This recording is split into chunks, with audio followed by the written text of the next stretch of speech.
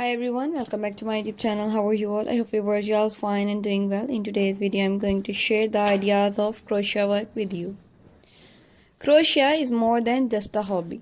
It's a creative outlet that lets you make stunning piece of art with yarn. Whether you are a beginner or a seasoned crochet enthusiast, the video is packed with ideas to inspire your next project. Let's dive into the world of crochet. Crochet isn't just for blanket, it is a fashion statement. Create trendy crop tops, cardigans or summer dresses using vibrant or pastel yarns. For winter, apply for chunky scarves, beanies and mitten in cozy textures. Adding unique pattern or embellishment can make each piece of a kind.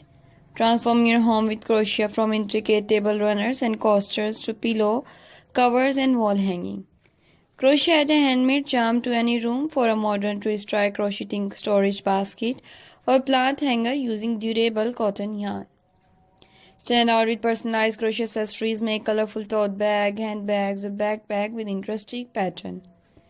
Add a playful touch to your wardrobe with crochet earring, necklace and hair scrunchies. These pieces are also great for gifting. Crochet something special for the little one in your life.